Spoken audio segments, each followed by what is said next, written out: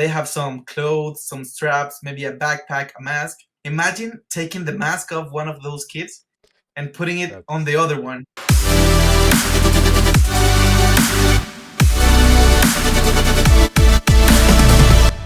Glad to have you guys here. That's right. Thank you. We're super excited to be here.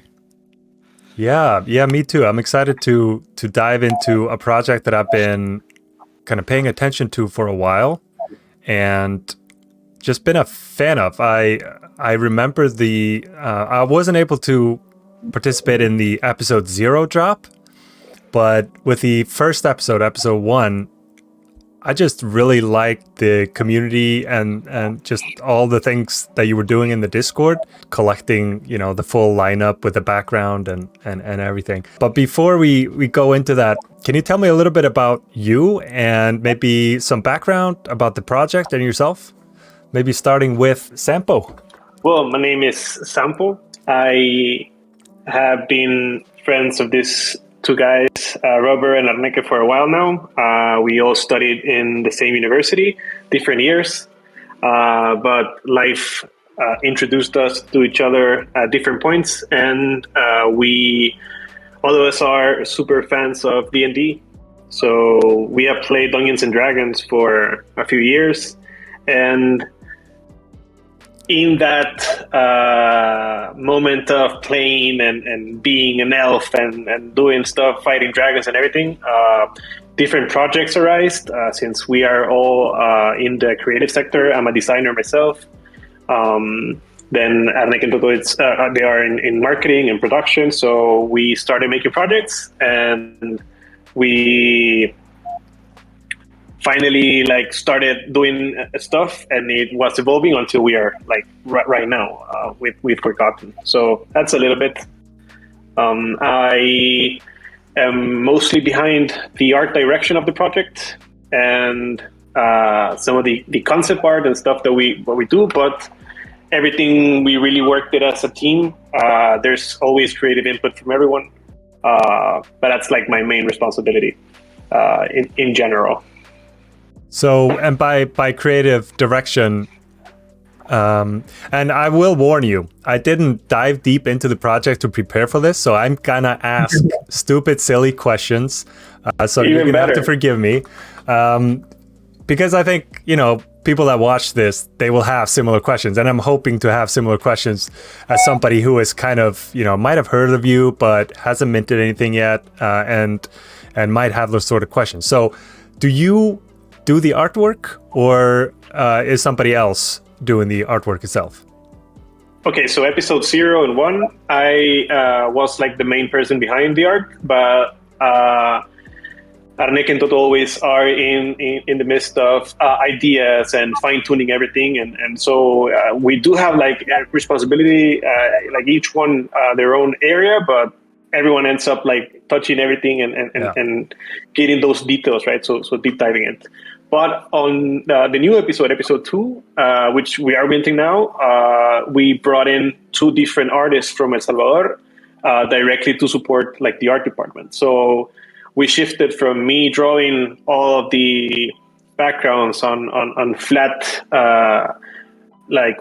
paintings to fully 3D made backgrounds that we can have as resource as well, and you can find a little bit more of life to it, and we can play with lighting and stuff, right? And we also brought in, and that's made mainly by Fidel. So he's the one that is our full-time 3D artist. And then there's Defi, and he joined in the 2D department with all the executing most of the assets and everything around the final kits themselves, right? So right now, us 3 mainly do everything art related, but in the end, for example, when we are finished all the assets, Robert and Arneke do the for me, it's one of the heavy lifting about making that every asset match, making the different customization for sizes, for defining different stuff around it, because we really invest time into making each NFT as unique as possible, and for them to look as handmade as possible. Like if you mint a kid, you're gonna find yourself with one almost one sort of thing. That's like what we're aiming for, and that everyone really loves and enjoys whatever they get right. Absolutely. Yeah, lot to dig into there. And I want to get back to several things that you talked about there. But before we do that, quickly from you, Robert, and then Arneki, just a little bit about you, what you do on the team, your background, etc. And when we started the project, I was like in charge of getting like traction in Discord and on social media, building the community. And I was also handling all the generative part of the project, like doing the scripts for the generation, getting all the techie side of the beginning of the project. But yeah, as Sam said, we are all like collaborating on the different aspects of the project. And sometimes I end up modifying some things in Photoshop, or Arneke comes in and he draws something new on top of the assets. Or we tell Sam, hey, can you fix this for this to work? To talk about conditionals and stuff. But yep. Okay. Okay. Oh, sorry. On my side, I think I'm Arneke, and I'm obviously a bit of everything, but the most things that I did is like a lot of the marketing related stuff. Like for example, I was the one who did the website. I was the one like who finished the details on the white paper, like finishing up the writing it and like making it like a fully fledged document and all that sort of thing. And then we all three obviously do like a lot of the planning together, but I help a little bit with the systems to make everything possible, like project management and that sort of stuff.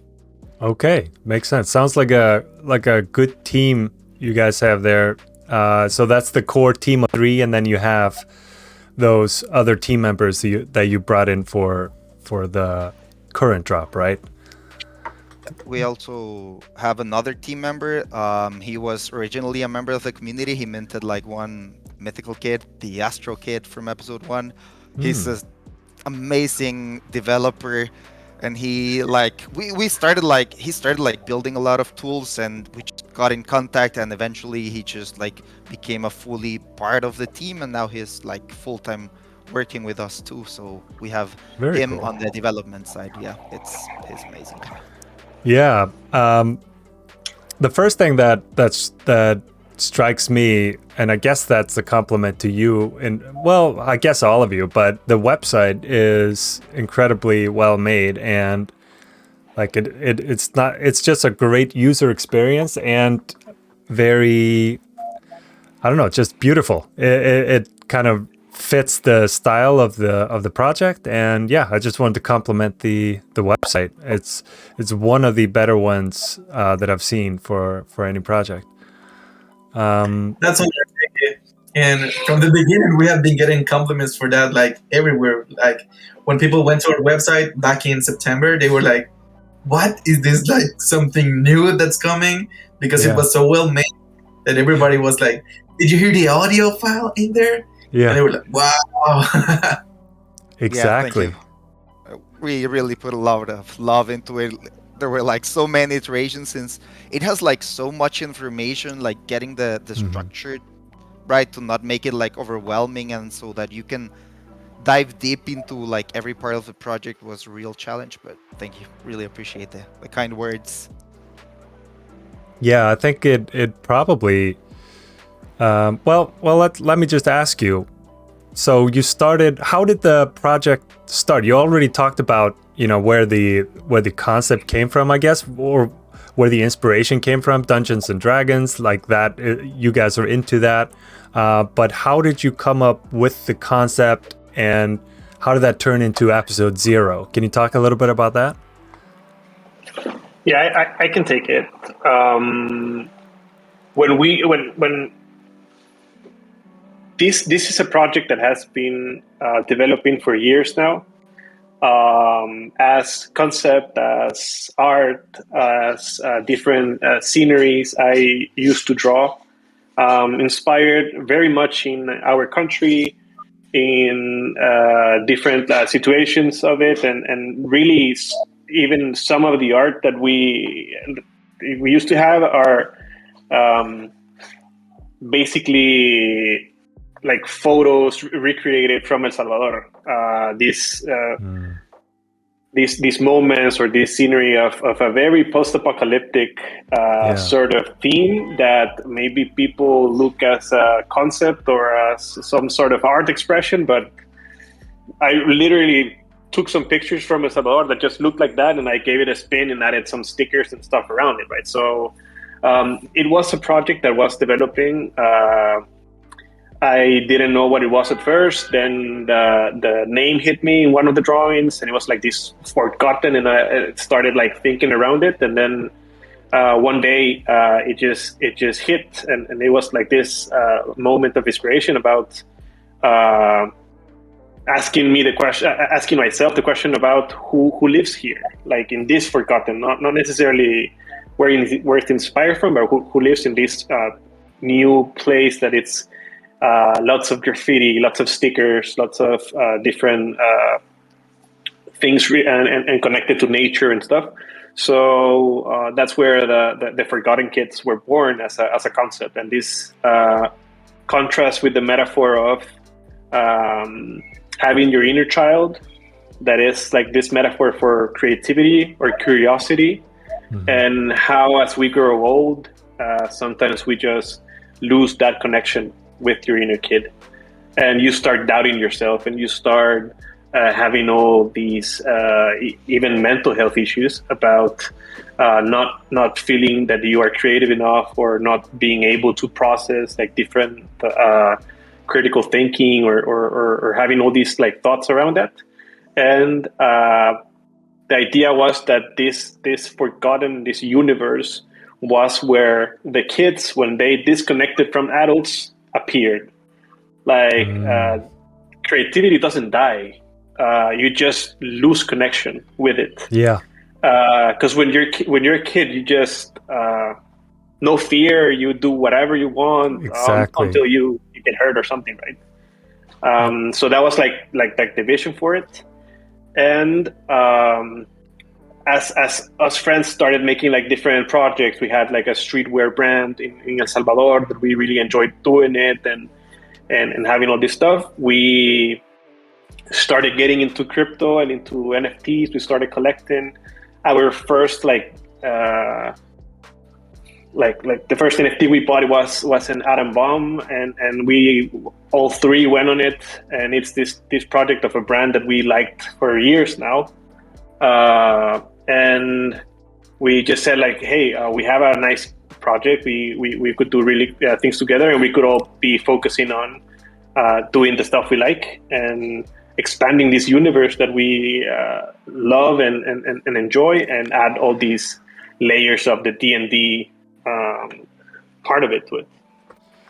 Yeah, that's pretty powerful and pretty beautiful, hearing kind of more details about the concept. With, you know, like I could definitely relate to it immediately. And this is what I find so fascinating about this project. It's like it feels like very relatable, but I couldn't really like put my finger on it. What is it about it that I really like? Is it just the art? No. Is it just that connection to nature? No. Is it like, I feel like it just, as a concept, it makes a lot of sense. And now I think as I'm speaking, I'm starting to realize why I've been so I don't know, attracted to the concept and the project since I first discovered it. Was that a purposeful thing? Like, I feel like when I think about a project that has that connection to nature, I definitely think about yours. And, you know, the scenery, the background, like it's beautiful. Like, it's a place that I want to be. Now I want to visit El Salvador. Was that a conscious choice? Yes, totally. Before I started drawing these like concept pieces for Forgotten, without even knowing that it was gonna be called Forgotten, I used to draw many trees. Like I had this huge fixation with trees and like uh, science related drawings and stuff with watercolors and everything, like traditional paintings. And one friend that's a great painter in El Salvador. I asked him like for a critique, right? I was like, "Hey, I really like my trees, but what do you think about them?" And he was like, "Well, they are trees. They are beautiful, but they are only trees." So that hit me really hard because for me it was like, "Damn, I really enjoy them, but they are not really telling a story or a concept or anything." And I stopped like drawing for a while, and then when it came back as Forgotten. Okay. And it started around these trees, like I can show you one here. how Oh, nice. This one from he made. the memory road. Love that. Yeah, that's a It's watercolor one. Yeah, that so was cool. yeah. I started making those trees with different stuff around it, hanging shoes on the trees, like making this sort of statues around nature. And the post-apocalyptic sort of feeling is really, it's a reality in El Salvador. We come from a country that was in war, and we have lots of Yeah. nature as well. So it's pretty normal for us to look at trees being really next to houses and having whatever, like you're next to a river, and then there's a old car there that someone left. So it's not like all of El Salvador is like that, but you can get to see lots of places that have those memories, and it's truly inspired by the context. Sorry, I would like to add, like, Forgotten is this world where only kids live, so that also plays a role in the big role that nature plays. I don't know if that makes sense. Like, if you look at the world around us, like, nature is being destroyed like all around because of like capitalism and the need to make more money and make space for buildings and stuff. If only kids lived in the world, like, that wouldn't be an issue. So in this forgotten world, like, nature has taken over again because no one's there destroying it, and the kids live in nature with nature. Like, they respect it, and they just see it as part of their world, and not just as a resource to destroy to make more money, because the kids are not into that. So there's also this like universe component that makes nature be a big part of Forgotten, because it's left as it should be. Yeah, that makes a lot of sense. Yeah, I definitely like that. So what, I mean, I can give you some more compliments about the project, but maybe I shouldn't do that. Maybe I should ask you, what kind of feedback did you get after you started showing your work, maybe some teasers, and then after the first drop? What kind of feedback did you get? I think it has been like a wild ride. Like, so we did a lot of experiments, right? And the first ones, well, they were exciting. Like, they still had like long ways to go. So we have like worked a lot on the art, and it has been a whole process. And we've definitely heard like from all over, like, there are different opinions. We've heard from people who just flat out didn't like episode 1's art. We have people who love the art and say that it's super unique, and that they love how custom and how different every kid looks. We've really tried to put a lot of work into that, and like for us, this second episode was, we just tried to give like a complete like overhaul to the art, make it more detailed, have it like make it blend together better. So we've had really positive feedback. Like right now that people are seeing the episode 2 kits, we've had a super positive reception and feedback, so we're super grateful for that, and we love that people like what we've been building for all these months now. Yeah, so I remember that for episode 0 and episode 1, there were some comments about the contrast that we had with the backgrounds versus the characters. That some of the kids didn't stand out to be put on a profile picture. And it was a profile picture project. Like, it's like a category of project. So that was very interesting for us. That is And interesting. yeah, super interesting. And for this episode 2, what we did was we added a little bit more of contrast between the backgrounds, making them like, with these new 3D artists, making them like have more depth. Yeah. And the outlines of the characters are now a little bit thicker, so they can stand out more. Some people Feels like asked there's us, a little bit more depth of field, maybe. yeah, totally. And some people asked us if we were going to do like solid color backgrounds so the kids could stand out. But that was not kind of what we were looking for. But we were trying to experiment with things, with contrast, basically. And for this episode, it has been working like pretty well because we have added like night shadings to the backgrounds, and the colors of the bodies are now like very different, and there's a ton of them. So most of them work pretty well. And with the faces, we try to get more childish aspects to the faces, like the eyes are more round, or the cheeks are bigger, the mouths are closer to the noses and the eyes. I can see so that. we took all of these details to make them look more childish, because before you had like a ton of variety, and you might not like all of them from the first episode, but this one you can pick any kid out of the 5,000 that we made, and they have like this nice look on them. So those are very interesting comments, and we have worked around to. Okay. So it sounds like you took some feedback and you really tried to implement it in this in episode 2.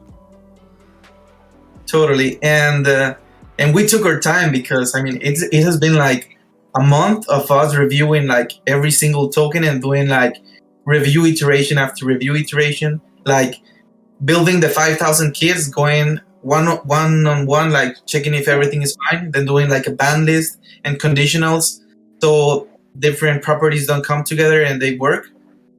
And we have been like the whole month doing this over and over again till we're on a point that we say, okay, this works. Yeah, that sounds like quite a bit of work. We have like more than 1,500 assets just for these kids. I just checked the folder we used for the assets and generation. It has over 5,000 files. Like, wow, it's crazy. That's because crazy. At the end we had 60 hairstyles, and we did like a lot of color variations. So the assets just like the asset number just went through the roof. It's pretty crazy. Yeah. I can definitely appreciate. I minted 5 myself, and just to put it out there right away, you guys are still minting, right? So if you want one of these, you can go to the website. Is there a link on the main page, or is there a special link? Yeah, mint episode right now. Yeah, you can go to just port-garden.com, and there will be like a clear button to mint your episode 2 kit. Exactly. And yeah, I like the look of all of them. I got some. I have them up on the screen right now. You guys can't see it, but yeah, they have a lot of variety, and I love the fact that you kind of make the background almost like it's equally almost about the kid and the background. Like, I find myself looking at the background quite a bit, and I'm a gamer. One of my favorite games is The Long Dark, which is post-apocalyptic, and so I just appreciate kind of the scenery in the background in all episodes, actually. Yeah. The thing that I love about the backgrounds is that these kids are from different regions: the mountains, the valley, forest, the oceans. Can you tell me a little bit about that, about the camps and regions and basically that aspect of the project a little bit? Totally. I think you can. Sure thing. I can take over. So One of the things that was really important for us is not just to create like cool art. We really want to have like a solid universe that where these kids live, right? And the way Sampo created the project, like he started by having this universe. So when he created the universe, we started to think about, okay, how would these kids live, right? Like what would they do? And so we started to think, okay, so the universe, there would be different regions. We have an ocean, we have mountains, we have forest, and the forest is the region we explored for the first episode. So as the kids start arriving in Forgotten, they start like bunching up, right? They're kids, they need to live together, they need to take care of each other. So as they start coming, and every region, which is like a biome, they start living together, and together they form different camps. So every region has its set of camps. For example, in the forest there are 3 camps, in the mountain there are 3 camps, in the ocean right now we have just found 1 camp. So every region is a bit different, and every region has this settlement, which are called camps, where the kids live. And every camp looks completely unique. Every camp has a unique asset set. So a kid in the mountains looks completely different to one in the ocean, because like the kids just build the things with what they found lying around. And obviously if you live in the beach, you're not going to have a big code as if you live in the mountains. So we've tried to really look into the details of how life would work in the different regions, and just made the kids accordingly. And there's another layer, like inside the camps every kid has a different role. We have 4 roles. Yeah. So yeah, I and was we just have looking at used that those, as well. yeah, like that's part of the metadata, and we have used those roles for different activities. There was one activity where each role had like a different side quest, and they needed to work together as a party, like one of each role to come to the final solution. So yeah, we have tinkers, we have scouts, we have foragers, and we have clerics, and that's how the universe is structured. So you have the universe, then regions, then camps, and then roles. And that is obviously gives us a framework that we can explore to incredible depths in the future for games and activities and puzzles. And that's the thing. That's one of the things that I noticed is just like how many layers there is. Like there's a lot to dig into in this project, which I like. So it's probably easy to become like a super fan of this project. You probably won't get bored very easily. I wish I had the time to do that, but you know, all I have been able to do is just buy the NFTs and enjoy them. But yeah, I feel like there's a lot to dive into. So do you get that question a lot? You know, like when whatever it is, when when metaverse, you know, when all of that stuff. Yeah, yeah. I think I think one of the things that, as you have seen on a project, is that we make lots of the stuff different. We, for better or for worse, we try to be as honest as we can and as transparent as we can. So we are, for example, we have built stuff in 3D that we wish they were metaverse friendly. But there's not really a standard right now. So we don't feel like saying, hey, we're building a metaverse, because that's a bad use of like the actual term of metaverse. But that's one of the things that it always like affects everything. But in general, we try to keep the community engaged with different stuff and hearing the feedback. So one of the feedbacks from episodes 0 and 1 activities was the one you said, right? So I wish I had the time to be in those interesting activities you have on Discord, because we have these role playing stuff and kids are playing in the chat and everything. So this episode we're starting with some activities that you can do on your time.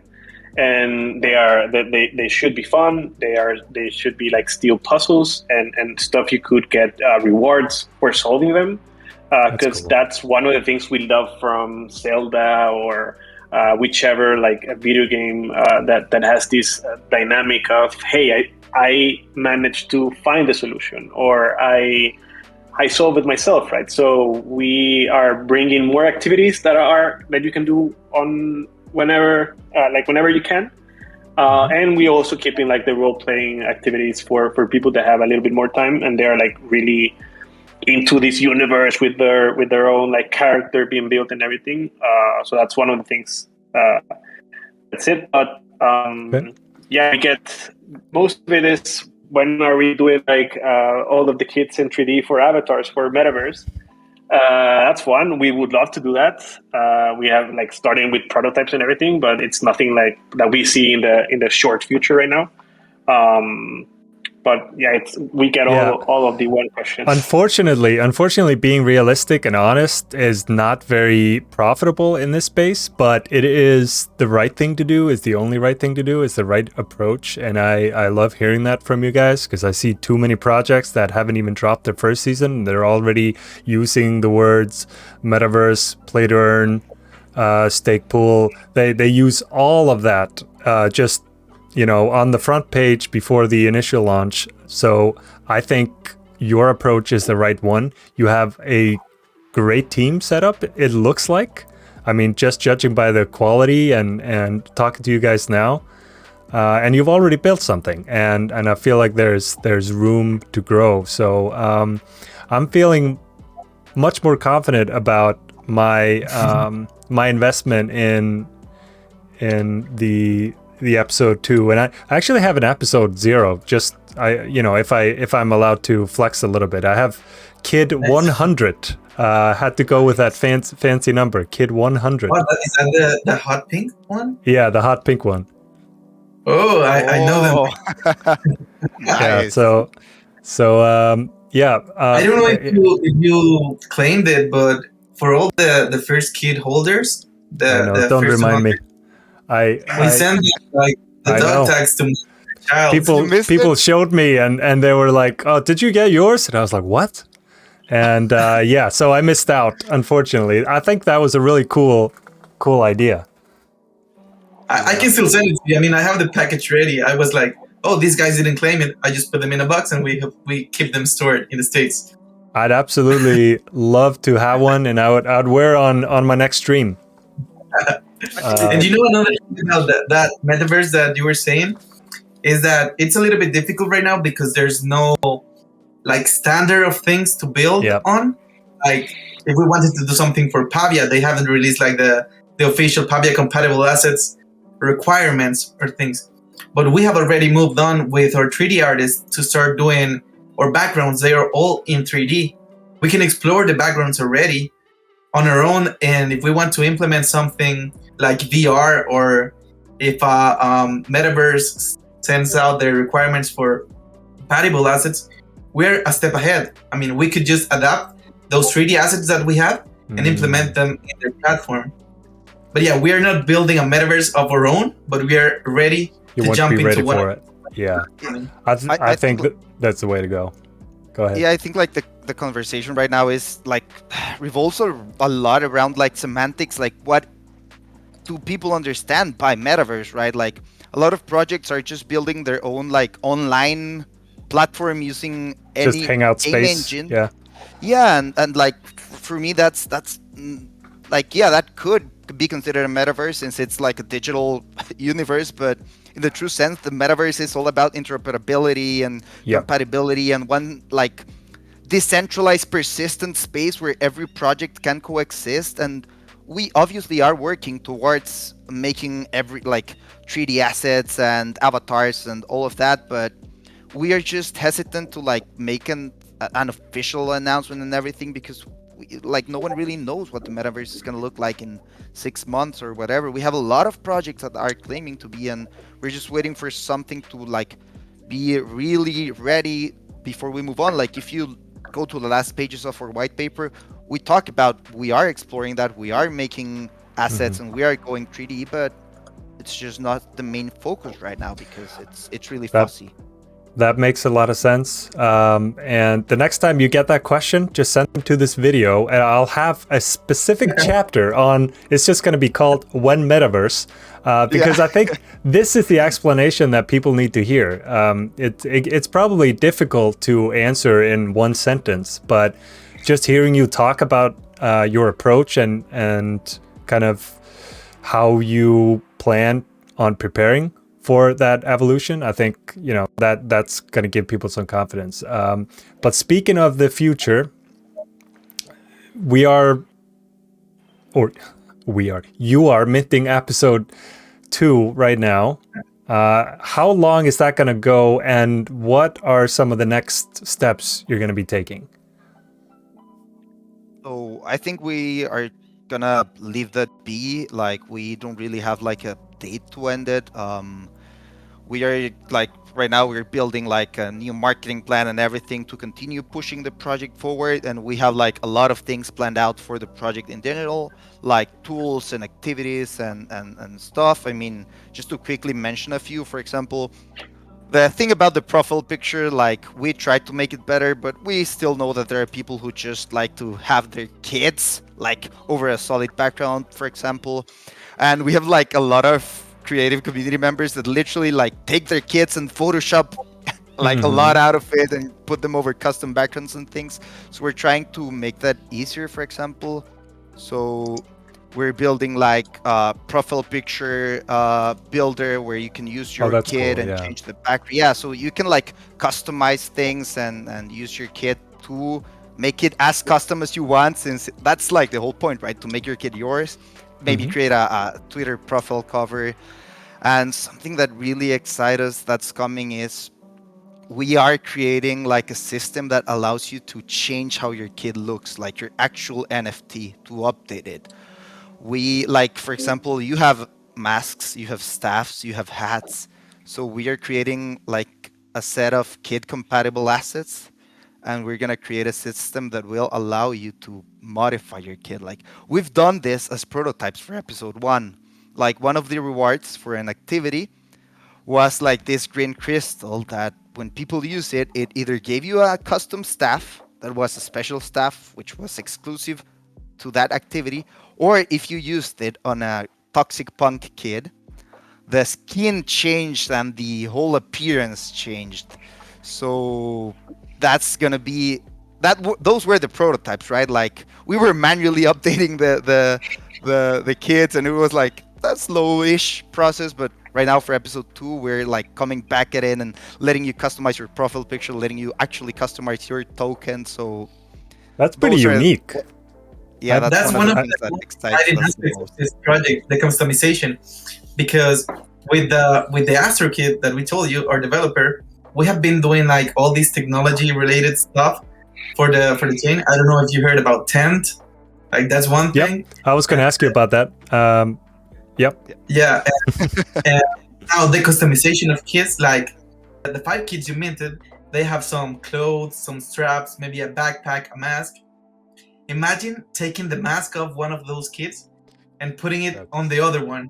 That's so cool. Or that's really you take cool. off the mask and it appears as a new NFT in your wallet, and you can sell it. I mean, you can trade it. You can trade it with another kid, and you can put another mask on your kid and make it look like the way you want it to. That's something like pretty exciting that we're building right now, and it's coming. But that's really interesting. A lot. And we did the first test on episode 1 and episode 0, and the kids loved it. Like, when their kids changed, it was like, wow. Yeah, I mean, I was looking for that Medium article, putting it up here now on the screen. Because this is really, like, it does remind me of, I didn't really play those sort of games, but, you know, so I guess I don't really know a good example, but those PC games where you would have a character in this big world, and, you know, you would check the inventory and they would have, you know, items. So it definitely reminds me of that. Yeah, that's like the thing. We're really, like, if you think about it, it's like a really metaversey concept, like changing your avatar and everything. and so we are like building towards that, just in different ways, let's call it. Yeah. And yeah, so we have like a lot of those are like two examples. You mentioned, like, for the first episode, people were trying to build up the whole squads, right? Like lining up the backgrounds to create the whole picture. That is also coming back better than ever, smarter, like with systems that automatically help you detect the squads you have in your wallet, and giving special Ah. benefits to squad holders. And yeah, we have like a lot. Those are like some of the shorter term things that are coming to the Forgotten platform. And like on the side, in parallel, we're also building like new marketing strategies and everything to make the project continue growing. Wow. So, okay. I mean, I'm excited. I'm probably gonna mint one right now, another one as we speak or right after. But um, I know I do this a lot. I get excited about projects that I talk to. But to be fair, I'm very careful about who I talk to. I tend to talk to projects that I got a good feeling about, and that's why I'm talking to you guys today, and probably why I'm even more excited after learning about more about the project. But let me ask you probably one of the more, I don't know, difficult questions, but the price, 100 ADA. Have you received some criticism for it? Like the reasoning behind it? I mean, I can guess what it is, but I would like to kind of get your perspective on that. And the fact that you're not sold out, is that discouraging? Where are you with that right now? Yeah, so Well, oh, sorry, go ahead, man. okay, so we have been criticized a lot, even since episode 0 and 1. At that time, 75 ADA was like the 100 ADA of right now. Yeah. But as we designed the project and found like our roadmap and our method to fulfill the roadmap, we didn't seem to find it like productive to get super low prices just to move the market. We put a price, for example, right now, episode 2 at 100 ADA, that maybe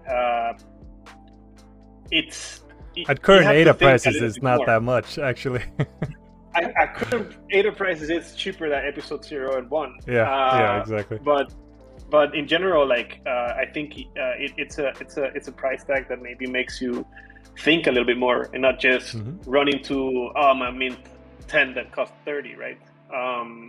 And we have done it because the team right now, we are eight people, or like running full time on this. We are not doing side jobs. We're not having this on our free time.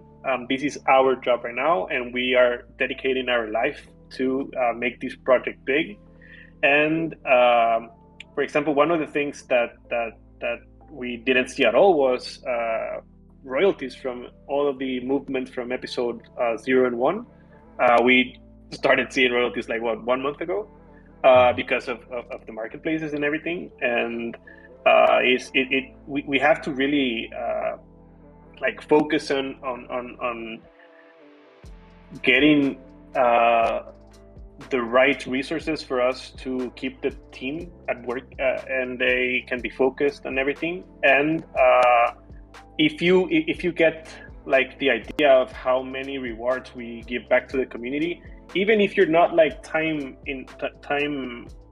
focused on the project, we try to keep on like doing all these sort of rewards by rarity. Right now, for the episode 2 of when we started minting, we sent everyone that pulled the mythical on the later episodes, we send them one kit, for example. Whenever we make activities, you can claim them with bottle caps or this like internal currency we have in our project. So we try to make as much as we can. And for us, having that fair price for ADA was something that we needed. And it's of course, it's much more uphill as with the concept, or as is everything like us doing like the right thing of not using buzzwords just to manipulate markets, or not saying like that stuff. It's the same with the price. We're not. Yep. We're putting everything up front. We're putting everything transparent, and not just to say, "Hey, we sold out quickly. We're gonna drop it to In a 2 25 beta minutes.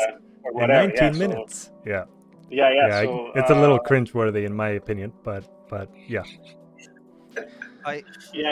and even if we could, like, that's just seeing ADA and just seeing here the Cardano ecosystem, and we are really grateful for people that are supporting. We started the minting this weekend.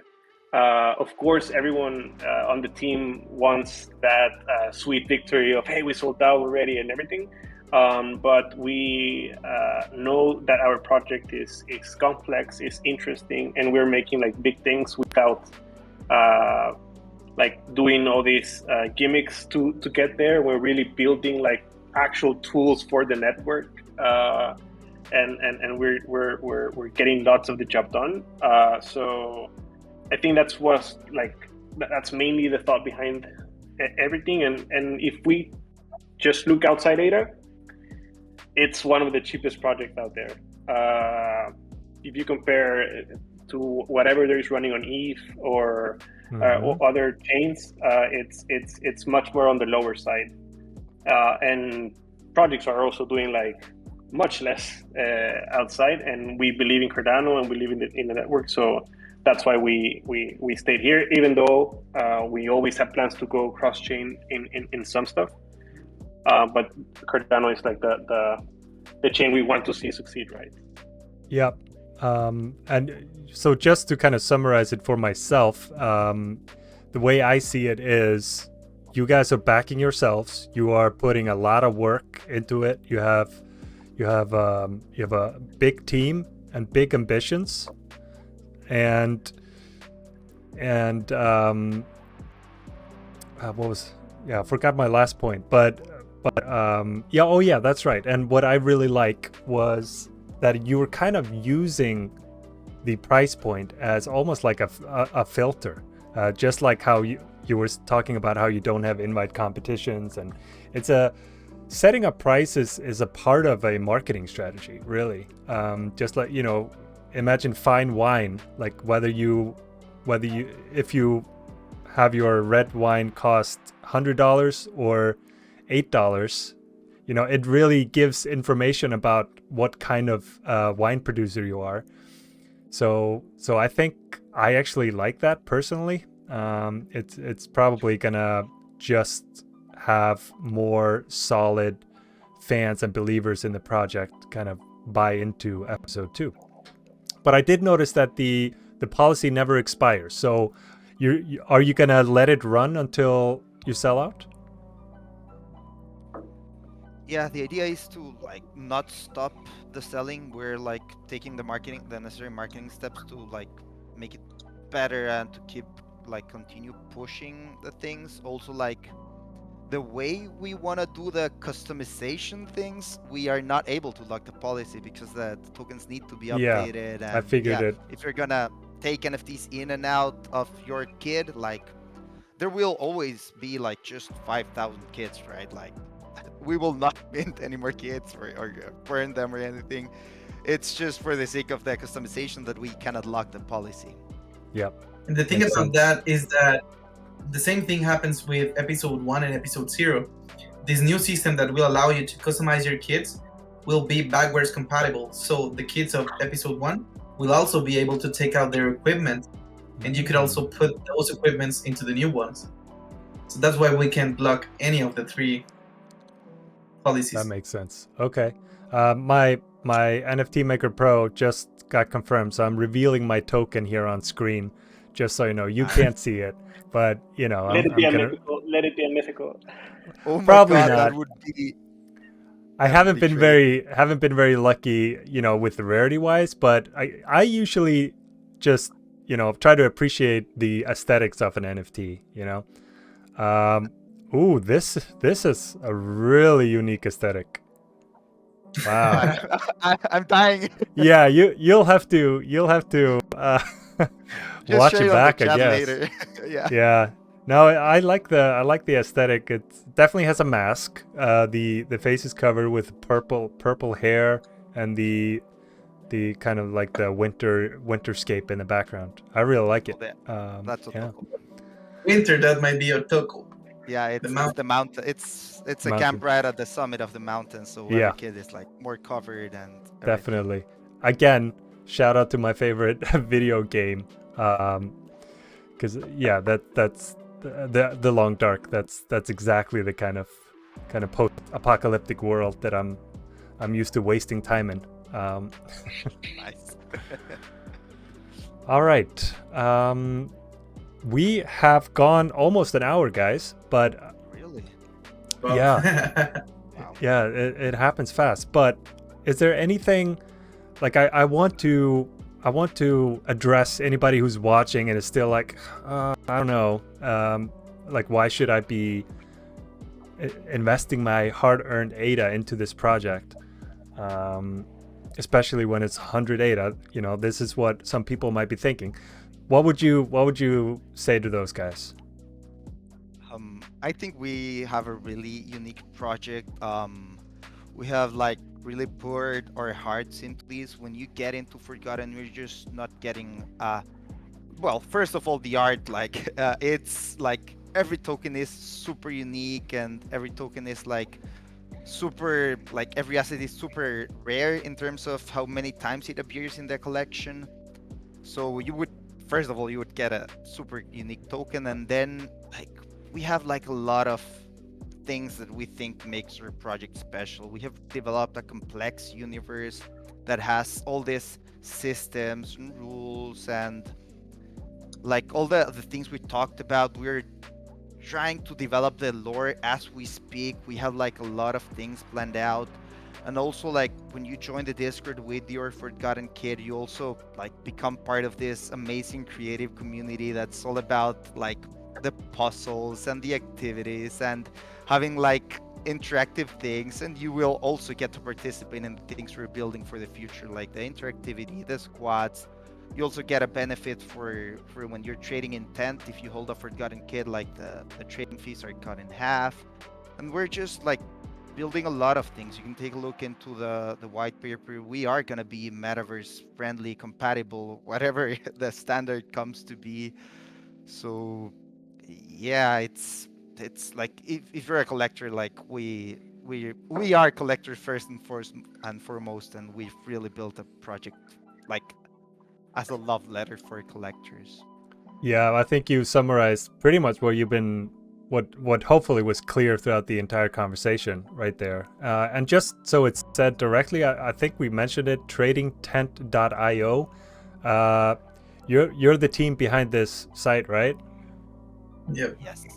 Yeah. We're- So We have been building it for a couple of months, and it was released out in beta form, like what, 1 month ago, and we Yeah. have seen trades that, I mean, thousands of beta worth of NFTs traded, and Sam, you know the numbers, and there has been like more than 700 assets traded.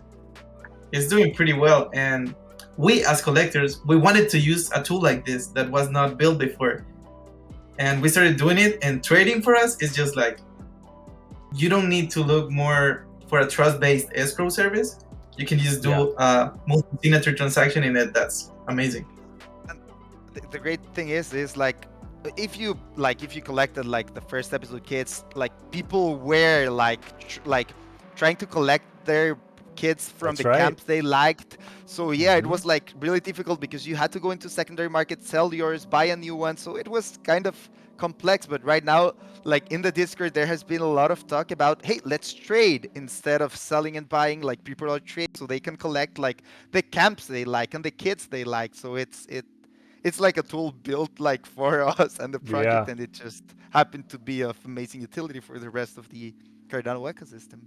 Absolutely. I think we definitely needed a tool like this, and it's, I don't know, it's just so well made. And again, I think it's testament to your guys' hard work and skill. So I think that's just another one more reason why I am, kind of bullish on this project and happy to be a part of it. I want to give a shout out to Ep02. He's a part of the Viking squad, and he's the one. I don't know if you've seen him in your server, but he's the one that was always like, "Hey, you gotta find this background. Can you help me look at this?" And he was just really into your project, and he was always telling me more about the project. He's the one that told me about the tags. So I want to give Ep02 a shout out here. He's definitely a super fan. And The speaking, mythics. what's that? He has a mythic kid. Oh, does he? I didn't even know that. Which one does he have? I'm not sure if it's the wooden one Oh, from episode. Yeah. Okay. Nice. But he but just got the airdrop. speaking of merch, are you guys planning any merch? Because I see you wear a nice hat right there. And the sweatshirt. Oh, and the sweatshirt. Yeah. Yeah. We have always done merch with our projects. The first these physical airdrop for the dog tags was like our first introduction to merch in the project, but we've been making all sorts of stuff. These caps we have, I think we have like 6 of them. They're ones made with tie dye and ink and everything. That's cool. We have to figure out what to do with them. And we have also been making like these sweatshirts with all different Easter eggs from the project. We even have like a Discord screenshot in the back or something. Oh, that's fun. Nice. And also we're developing this. We want to make. I think one of the things that talking merch and about having people like value more the project is that we also think outside NFTs as well. So we want more people to get into the project and not only holders. Obviously, holders will get like our first and foremost rewards and respect and everything, but you don't necessarily need to own an NFT to connect with the concept. You don't necessarily need to have maybe you don't understand something that says hodled or something. It's not like it's crypto specific. But you can use our merch or you can read a comic from us, or you can do something even if you're not into crypto and might get into it eventually. So we are really pushing the boundaries of the medium, and we will apply that as well with merch as we go forward. I think I can sense that you guys are focused on creating like a concept and a world, just like how Harry Potter fans, they're not just there because of Harry Potter NFTs. Like it's about the world that is created and creating. So I'm definitely excited to see that continue to evolve. Anything else we forgot to talk about? Because we're running out of time for this one. There's so many things that I know we can talk about. Exactly. Oh, we're going to be in CNFT. We have like a there, and we're trying to build an experience that's I'll see you there. That's awesome. Yeah, totally. Yeah. We for sure will have merch there for people, and we're trying to do an experience for that. Yeah, that's a nice ending. Yeah, for sure. Hopefully, I'll have some merch in large for a tall Scandinavian Viking, because I'll be stopping by your booth for sure. This has been a lot of fun, guys, and I'm happy to learn more about the project. I'm happy to get more kids in my wallet, and best of luck with the rest of the mint. Like I think if you just keep focusing on that slow organic growth, I think you're gonna sell out eventually, and on you go. I'm excited. Exactly, that's the plan. Thank you. Thank you for having us here.